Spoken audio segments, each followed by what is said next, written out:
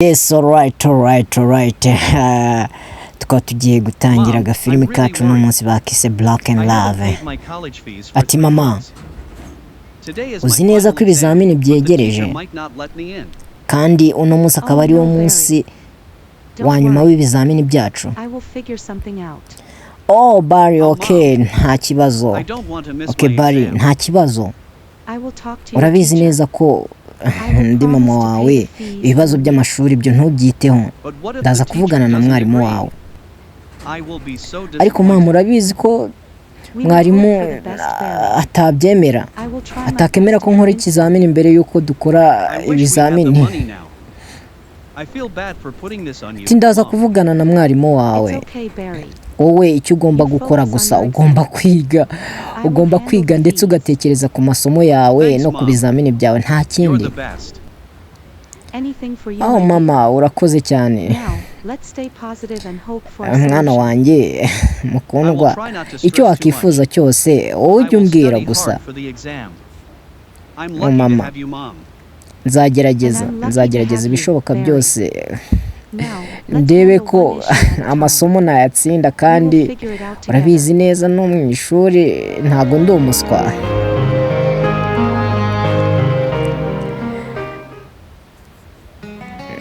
Tugaruka ku rugo rumwe cyangwa urundi, ahantu hamwe mu ngagari.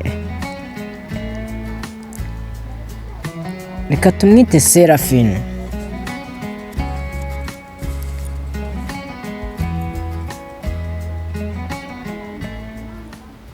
Good morning, Mom, Dad. Turabona ku rundi ruhande Serafina yicaranye n'abantu.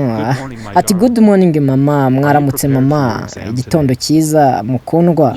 Amakuru, uramutse gute? Mama, urabizi neza ko mfite amasomo mu kandi kanya kandi ibizamini biregereje. Mama, murakoze cyane nariye. Mwana wanjye, ni byiza kubyumva. Reka ntekereze, nyuma y'ibizamini se tuzajya gusereburira. Mama, ndakwinginze mu by'ukuri wabwira papa, hanyuma nyuma y'amasomo tukazajya mu bukwe. Ati Elizabeth,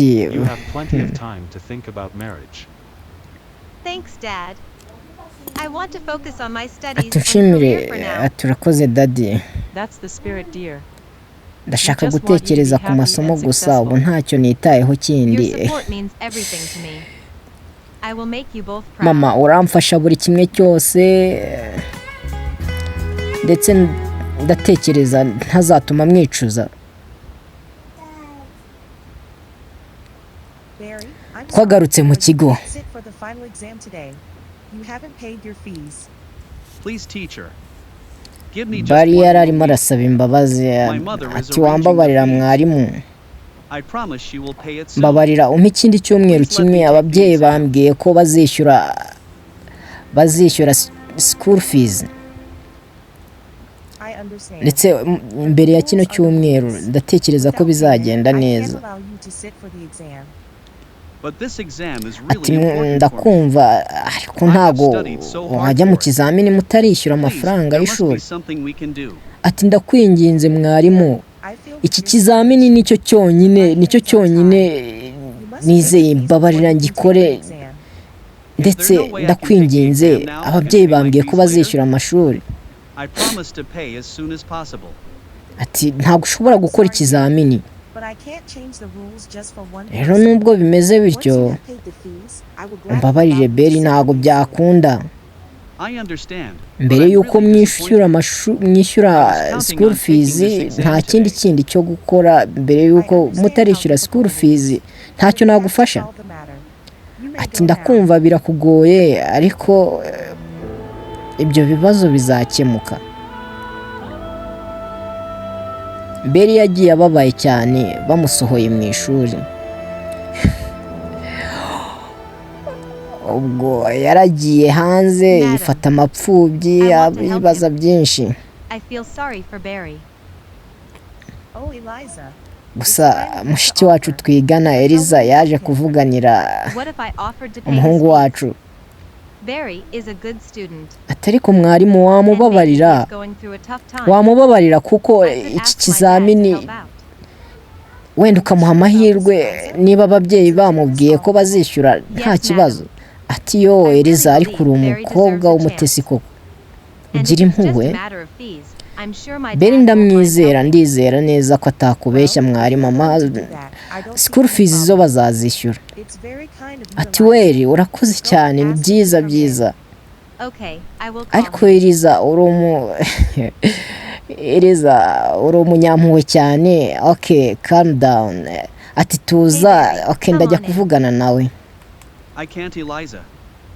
Ati Barry ihute, teacher yakubabariye yakuretse ngo ukore ikizamini kubera ko wavuze ko uzishyura amafaranga y'ishuri.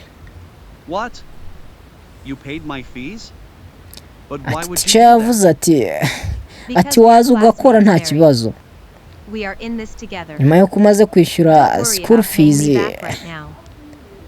tumva ibindi byose byaba nta kibazo.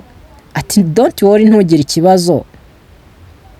Ati ngewe navuganye na mwarimu ko nzamwishyura, wowe wanyishyura nyuma tu. Sinzi Eliza ukuntu wabigenje gusa ndagushimiye cyane, ndagushimiye mu by'ukuri sinzi uko nabisobanura. Eliza yakomeje kumubwira ati wowe ntugire ikibazo, ndakwizeye kandi nizera ko ibyo ukora n'ibyo uvuga bidatandukanye cyane nawe. Atoke reka tureke kwangiza umwanya, ikizamini kiregereje tujye mu ishuri.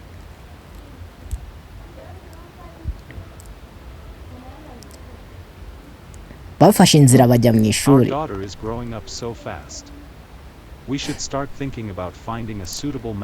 Ariko umukobwa wacu amaze gukura, ari gukura vuba byihuse. Ubu rero twatangira gutekereza ukuntu yashyingirwa. Ariko ariteguye, reka yishimire ubuzima abayemo, ubundi bindi ahari igihe kizamuhindura. Gusa n'umukobwa mwiza yakifatira umwanzuro. Reka twubahe ibitekerezo bye nta kibazo. Atuko ni ukuri, atahari azafata umwanzuro hamwe. Ni amahitamo yiwe. Ati ibyo tuzabivuganaho nyuma. Atari kuri mukuri, reka twibagirwe. Ati sheri wansomye se. Akibyumva aratangaye cyane.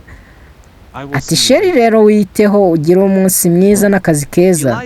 Ati thank you my love, urakoze cyane mukundwa, see you later, reka tubonane nyuma. Tugaruke ku rundi ruhande. Eliza yahuye na ya tipe yacu, wa muhungu wacu Barry. Ati rwose wankemuriye ibibazo sinzi ukuntu nagushimira. Gusa nawe ati ndagushimira cyane Barry. Nuko Eliza yakomeje kuganira nawe ati nta kibazo rwose, ibyo nagufashije nawe wamfasha kandi ngo nta data mfite. Ati mbabarire kubyumva ibyo. Ati mama akora nk'umukozi kandi akora amasaha menshi. Ati narize cyane byaramvunye kugeza aho ngeze aha ngaha, ubu ngubu ndifuza kurangiza amasomo yanjye. Ati Barry birababaje ukuntu ubivugamo. Ababyeyi bacu baduhitiyemo ariko natwe twakifatira umwanzuro. Ati Eliza urakoze cyane. Ati ku byo wakoze ndagushimira cyane, ni ibintu bikomeye cyane siniyumvishaga ko wabikora. Ubu guturuka ubu ngubu turi inshuti z'akadasohoka. Elizabeth yakomeje kwitegereza umuhungu wacu. Mu by'ukuri yari umuhungu udafite icyo atwaye. Alright. Nuko agafilime kacu tugasoje. Udacika ibindi bice.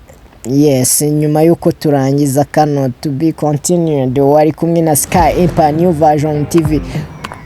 Yes right, wakanda subscribe, like and share.